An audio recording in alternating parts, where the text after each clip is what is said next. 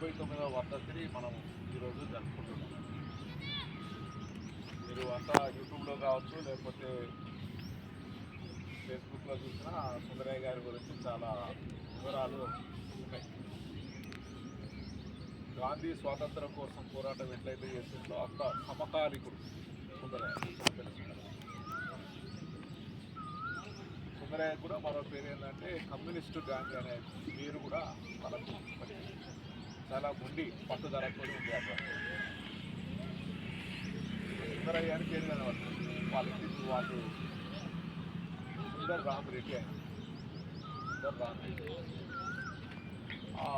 ఈ రెడ్డి అనేది అగ్రకులాన్ని పేరును ప్రస్తావిస్తుంది. అందు గురించి ఈ అగ్రకులాన్ని ప్రస్తావించేటువంటి పేరు నా మద్దు అని చెప్పి రామ్ రెడ్డి అనే తీసేసి సుందరయ్య అని చెప్పి పెట్టుకుంటాను. ఎందుకంటే నేను అందరితో కలిసి ఉంటాను. ఈ పేరు ఉండటాలకు కొందరికి నేను దూరం అవుతా అనేటువంటి దాంట్లో ఎక్కువ పేదవాళ్ళు, దళితులు, గిరిజనులు ఆది ఆ ప్రాంతాలలో తిరిగేటోడు. వీళ్ళ పెద్ద భూస్వామ్య కుటుంబం, చాలా ఆస్తిపాస్తులు ఉన్నటువంటి కుటుంబము. ఒక 20-30 ఊర్లను వీళ్ళు ఆజిమాజ్ చేసేటువంటి వాళ్ళు నానయ్య. అట్లాంటి ఒక ఉన్నతమైన ఆసామి కుటుంబంలో పుట్టింది. పేదరికానికి దోపిడీకి వ్యతిరేకంగా ప్రతి పోరాటం వాళ్ళ ఇంట్లో ఉంటే స్టార్ట్